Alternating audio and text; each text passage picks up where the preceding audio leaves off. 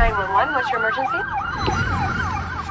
It was supposed to be a simple meeting in a Boston hotel. Instead, within minutes, the walls echoed with a struggle no one could imagine. A young woman fighting for her life against a man who looked like the perfect fiancé, the perfect doctor, the perfect future. What no one knew, behind that mask of promise was a predator who turned the ordinary into horror. On the surface, Philip Markoff was the embodiment of promise. Born on February 12, 1986, in Sherrill, New York, he grew up in what appeared to be a conventional American family. His father, Richard Markoff, worked as a dentist in Syracuse, while his mother, Susan Haynes, managed the household and later took a job at the Turning Stone Casino gift shop. Philip attended Vernon Verona Sherrill High School, where he was known as intelligent, quiet, and ambitious. Teachers described him as a student who seemed destined for success, someone who carried himself with discipline and focus. By the time he entered adulthood, Markoff had carved out a path that looked enviable. He enrolled at SUNY Albany, where he majored in biology, and later pursued medicine at Boston University School of Medicine. His academic record was strong, and he was considered a diligent student. At BU, he was training to become a doctor, a profession that symbolized not only prestige, but also a commitment to saving lives. Outside the classroom, Markoff's personal life seemed equally stable. He met Megan McAllister, a fellow medical student, and the two quickly became inseparable. Their relationship blossomed into an engagement, and they began planning a wedding scheduled for August 2009. Friends and family saw them as the perfect couple, young, educated, ambitious, and deeply in love. Megan's parents welcomed Philip warmly, believing their daughter had found a partner who matched her drive and values.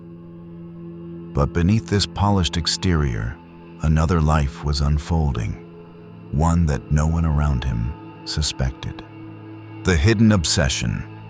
While Markoff excelled in academics and maintained the image of a devoted fiancé, he harbored darker impulses. He began frequenting Craigslist, a website that had become a hub for everything from job postings to personal ads. Among its many sections was erotic services, where women advertised companionship, massage, and sex work. Markoff's interest in Craigslist was not casual browsing. He used it as a hunting ground. Behind the screen, he crafted messages to women offering services, arranging meetings in hotels around Boston. His tone was polite, professional even, but his intentions were far from benign. Investigators later discovered that Markoff had developed a pattern.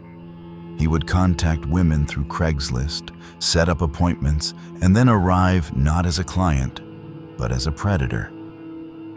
Armed with weapons, duct tape and zip ties, he robbed them at gunpoint. Some victims were left traumatized, but alive. Others narrowly escaped violence. This double life, medical student by day, Craigslist predator by night, was invisible to those closest to him. Megan McAllister, his fiancée, had no idea. His professors and classmates saw only a disciplined student. His family believed he was on the path to becoming a doctor. The perfect facade. Markoff's ability to maintain this facade was chilling. He attended lectures, studied for exams, and discussed wedding plans with Megan, all while orchestrating crimes in hotel rooms across Boston. He was meticulous in his planning. He carried a kit that included a handgun, duct tape, and restraints. He chose victims carefully, targeting women who advertised services online all believing they would be less likely to report crimes to police. In April 2009, Markoff's double life reached its breaking point: the engagement and the illusion of normalcy. At the time of the crimes, Markoff and McAllister were living together in Quincy, Massachusetts. Their apartment was filled with the trappings of a young couple preparing for marriage: bridal magazines, wedding invitations, and plans for a honeymoon. Megan described Philip as attentive and loving, someone who made her feel secure. Friends recalled seeing them together and noting how normal they seemed. There was no outward sign of the darkness lurking beneath. Markoff's charm and intelligence masked his predatory behavior. The medical student with a bright future and the man secretly committing violent crimes became the central paradox of the case. How could someone so outwardly promising harbor such destructive impulses? The answer would come in the most shocking way possible: through the murder of Julissa Brisman, a 25-year-old woman who had advertised massage services on Craigslist. On April 14, 2009, at the Boston Marriott Copley Place, Markoff's double life collided with reality. The crime would expose the hidden predator behind the medical student's mask and unravel the illusion of the perfect fiancé. Julissa's death was not just another crime. It was the moment the world saw the true face of Philip Markoff. Julissa Brisman was born on April 22, 1983, in New York City. She grew up in a family that valued resilience and independence, qualities that would later define her own life. Friends described her as vibrant, ambitious, and determined to carve out her own path. She was close to her mother, Carmen Guzman, and maintained strong ties with her extended family. By her mid-20s, Julissa was living in New York and working as a masseuse. She also pursued modeling, hoping to break into the fashion industry. Those who knew her recalled her as someone who carried herself with confidence, but also warmth. She was the kind of person who could light up a room with her presence. Yet she was also practical, aware of the challenges of building a career in competitive industries. Julissa used Craigslist to advertise her massage services. At the time, Craigslist's erotic services section was widely used by women offering companionship, massage, and sex work. It was controversial but popular, and many relied on it for income. Julissa's postings were straightforward. She offered massage appointments in hotels, often traveling between Boston and New York to meet clients. Her decision to use Craigslist was pragmatic. It provided a steady stream of clients, and she believed she could manage the risks by meeting in public places like hotels. But Craigslist was also a space where anonymity could be exploited. And in April 2009, that vulnerability would prove fatal. In early April 2009, Julissa traveled to Boston. She booked a room at the Boston Marriott Copley Place, a busy hotel in the Back Bay area. The Marriott was a hub for travelers, business meetings, and conventions. For Julissa, it was a safe, professional environment to meet clients. On April 14, 2009, she arranged an appointment through Craigslist. The man who contacted her was Philip Markoff, though she did not know his name at the time. He had responded to her ad, appearing polite and professional in his messages. Julissa agreed to meet him at her hotel room. That evening, Markoff arrived at the Marriott. Surveillance cameras captured him entering the hotel, dressed casually, carrying a backpack. He walked through the lobby with the composure of someone who belonged there. Julissa welcomed him into her room. What happened next was a sudden eruption of violence. According to police reports, Markoff attempted to restrain her with duct tape. Julissa resisted fiercely, fighting back against her attacker. In the struggle, Markoff pulled out a handgun and shot her 3 times. Hotel staff later reported hearing screams and commotion. When they entered the room, they found Julissa unconscious, bleeding heavily. Despite efforts to save her, she was pronounced dead shortly after. She was 25 years old. In the hotel, the scene inside the Marriott was chaotic. Police arrived quickly, sealing off the area. Guests were shocked to learn that a young woman had been murdered in one of the hotel rooms. Detectives began collecting evidence: shell casings, duct tape, and surveillance footage. Ulissa's family was devastated. Her mother, Carmen, received the news with disbelief. Friends described her as full of life and always smiling. The idea that she had been killed in such a brutal way was incomprehensible. For investigators, understanding Julissa's life was crucial. They interviewed her family and friends, piecing together her background. She was described as independent, ambitious, and caring. She had no known enemies, no disputes that could explain the violence. Her use of Craigslist became a focal point. Detectives realized that her murder was not random. It was linked to her online postings. This connection would lead them to uncover a broader pattern of crimes committed by Markoff. The broader context. Julissa's murder was not the first incident linked to Craigslist. In the weeks before her death, other women had reported being robbed by a man who arranged meetings through the site. One victim, Tricia Leffler, a Las Vegas woman working as an escort, had been tied up and robbed in a Boston hotel just days earlier. Another woman in Rhode Island reported a similar attack. These cases shared striking similarities. The attacker used Craigslist to arrange meetings, carried duct tape and a gun, and targeted women in hotels. Ulissa's murder fit the pattern, but it was the first to end in death. The human dimension. Julissa's story resonated deeply because she was more than a victim. She was a young woman with dreams and ambitions.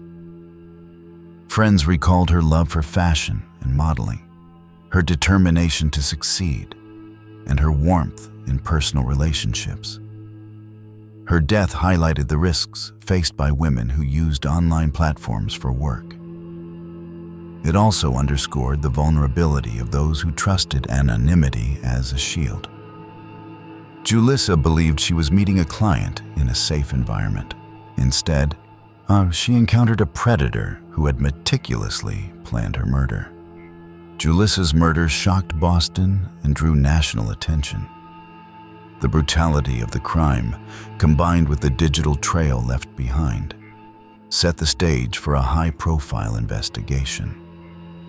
Detectives now had to answer the urgent question: who was the man behind the Craigslist messages? The answer would lead them to Philip Markoff, the medical student whose double life was about to unravel. Detectives realized they were dealing with a serial offender, someone who had already attacked multiple women and was escalating in violence. Leffler's courage in reporting her attack was pivotal. Without her testimony, investigators might not have connected the robbery to Julissa's murder so quickly. Her detailed description of the attacker gave police a profile to work with. Together, these women provided the foundation for identifying Philip Markoff. Their willingness to speak out, despite the stigma often attached to sex work and escort services, ensured that the investigation had credible leads. Craigslist itself became a crucial piece of evidence. Investigators traced the email communications used to arrange the meetings. The IP addresses linked back to Markoff's apartment in Quincy, Massachusetts. This digital trail, combined with the victim's descriptions and the surveillance footage, began to close the net around him. By mid-April 2009, detectives had pieced together a chilling narrative. A medical student living a double life, using Craigslist to lure women, robbing them at gunpoint, and ultimately committing murder. The accounts of surviving victims, the digital evidence, and the surveillance footage all pointed to one man. The next step was decisive, identifying, locating, and arresting Philip Markoff. When investigators closed in on Philip Markoff in April 2009, one of the most striking aspects of the case was not only the brutality of his crimes, but the life he had constructed around him. A life that looked ordinary, respectable, even enviable. At the center of that facade was Megan McAllister, his fiancée. The relationship Philip Markoff met Megan McAllister while studying at SUNY Albany. Both were ambitious, academically driven, and pursuing careers in medicine. Their relationship developed quickly, and by the time Markoff entered Boston University School of Medicine, Megan was a central part of his life. For Megan, Philip was not just a partner, but a source of stability. She described him as attentive, loving, and supportive. He was the man she believed she would spend her life with, the future doctor who would provide for their family.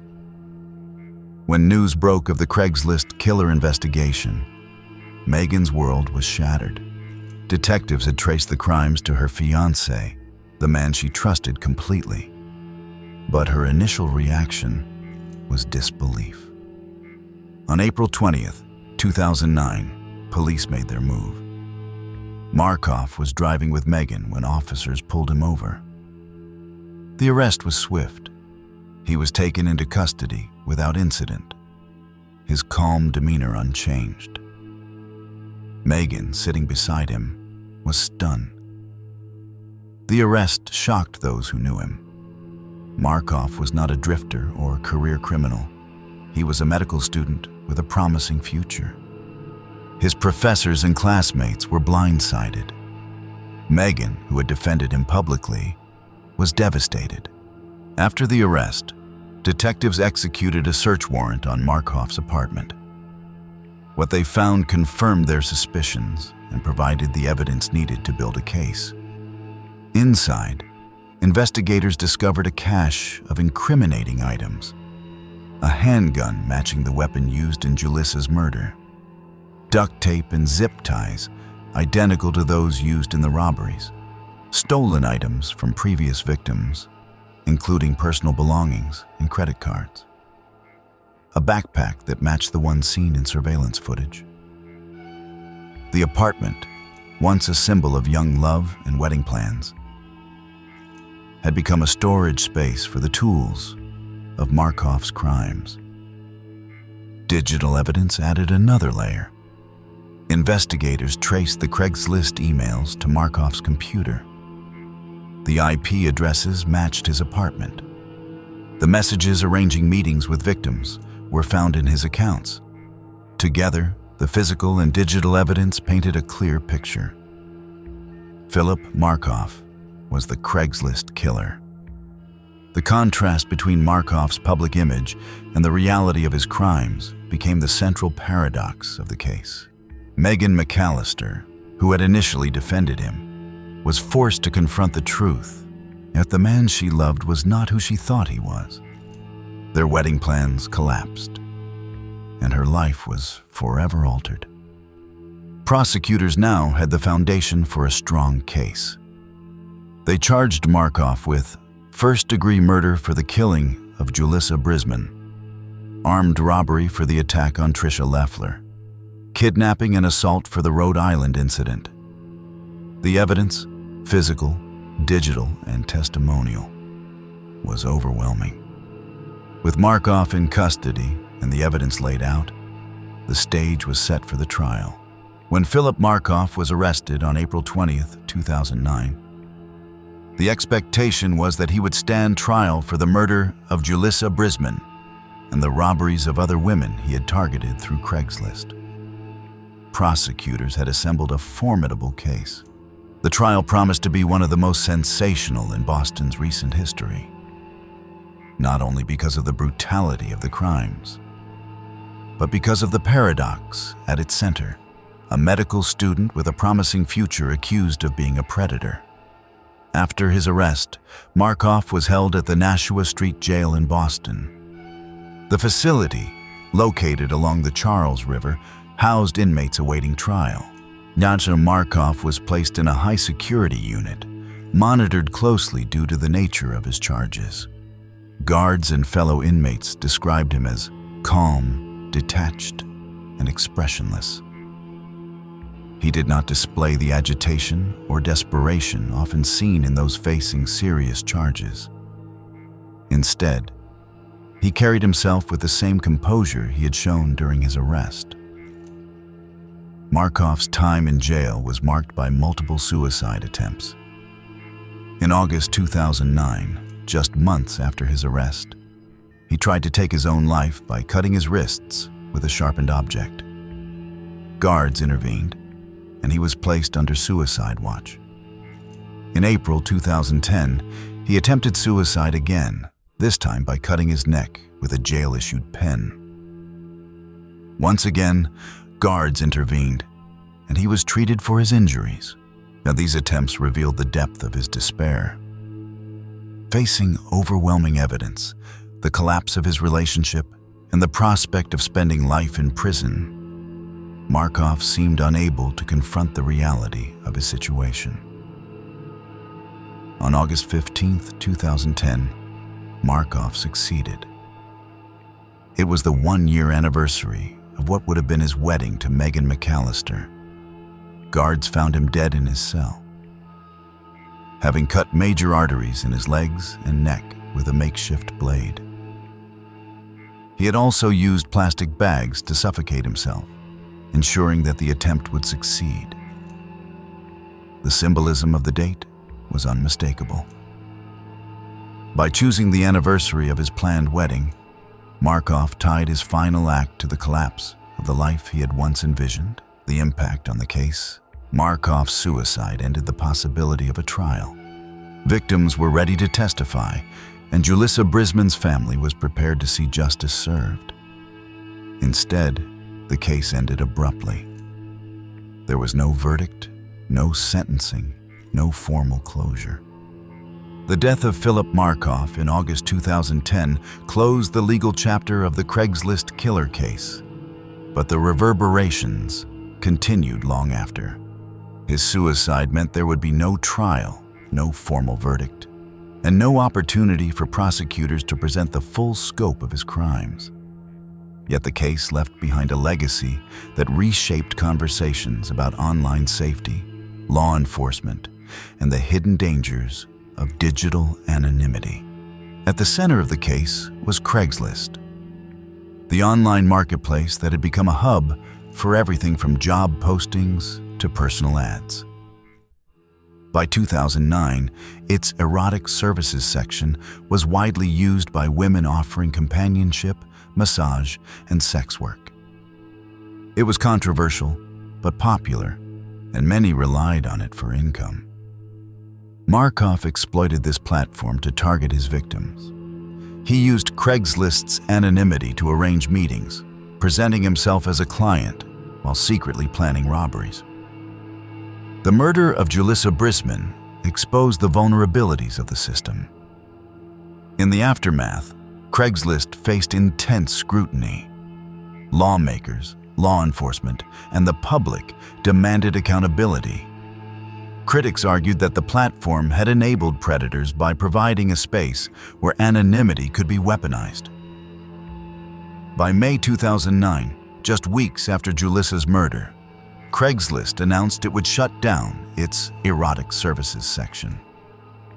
The decision was a direct response to the case, reflecting the pressure to address the risks posed by online exploitation. The case also forced law enforcement to adapt. Investigators had to move beyond traditional methods, incorporating digital forensics into their work. So they traced IP addresses, analyzed email communications, and scrutinized online behavior. The investigation demonstrated how technology could both obscure and reveal the truth.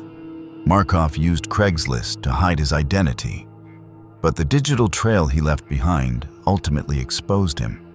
For police departments across the country, the case became a lesson in the importance of digital evidence. It underscored the need for specialized units trained in cybercrime and online investigations.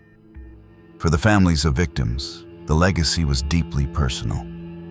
Julissa Brisman's mother, Carmen Guzman, spoke publicly about the loss, emphasizing her daughter's warmth, ambition, and resilience.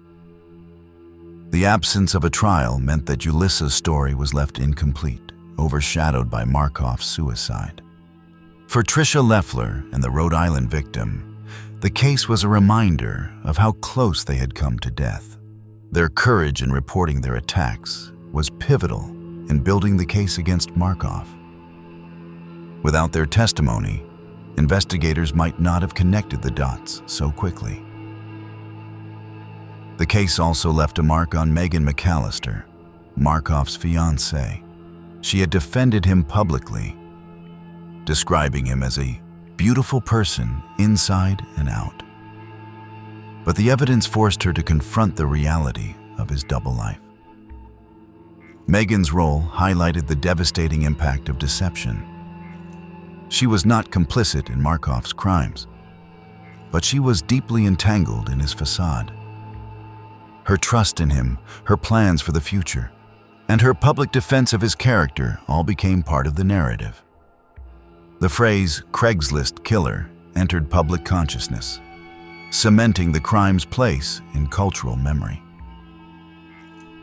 The story captivated audiences because it combined elements of ambition, deception, and violence, all set against the backdrop of the internet. For society at large, the case stood as a chilling reminder. In the digital age, even murder could be staged against the backdrop of a glowing screen. The legacy of the Craigslist Killer is sobering. It forces us to ask, how do we protect against crimes that exploit technology? How do we ensure justice when deception can be broadcast to millions? How do we honor the lives lost, ensuring they are remembered not only for the tragedy, but for the humanity they carried? Julissa Brisman's name now stands as a reminder of love, of loss, and of the need to confront violence in all its forms. Her story is not just about a crime, it is about the fragility of life, the resilience of family, and the chilling reality that even in the digital age, truth must fight to be seen.